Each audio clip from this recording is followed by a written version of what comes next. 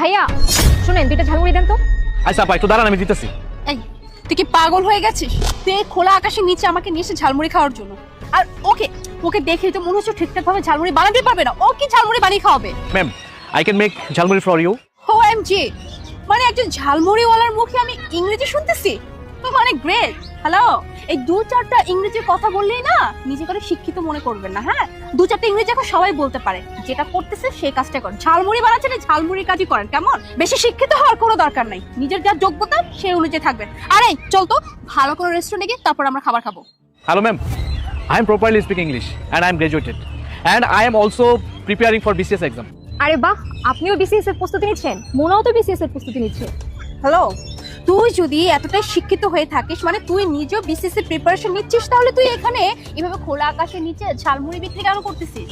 Ma'am আসলে এই দোকানটা আগে আমার বাবা চালাতো। আমার বাবা অসুস্থ হয়ে যাওয়ার কারণে এই দোকানটা এখন আমি চালাই। আপনি কোনো চিন্তা করবেন না, আপনাদের জন্য খুব ভালো করে আমি ঝালমুড়ি বানিয়ে দিচ্ছি।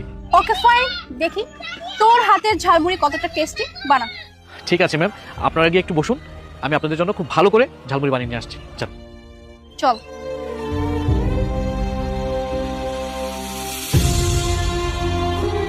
দুইটা ঝালমুড়ি বানাতে এতক্ষণ লাগে নাকি? আমি তো আগেই বলেছিলাম যে ওর দ্বারা সম্ভব না।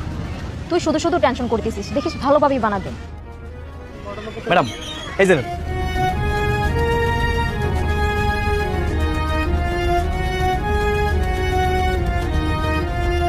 এই ঝালমুড়ি তো অনেক টেস্ট হচ্ছে, খুবই দারুণ।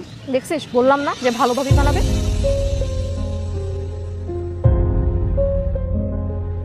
স্যার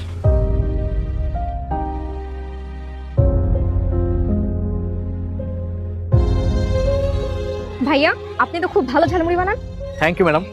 আচ্ছা একটা কথা জিজ্ঞেস করি তোমাকে, মানে তুমি লেখাপড়াটা কিভাবে করছো? মানে তুমি নিজে থেকে করতেছো নাকি তুমি কোনো কোচিং এ পড়তেছো?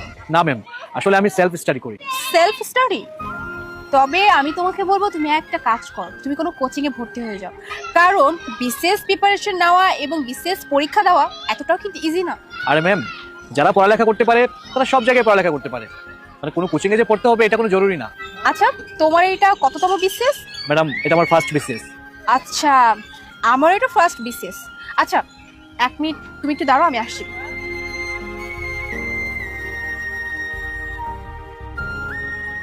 এই নাও, এখানে কিছু নোটস আছে।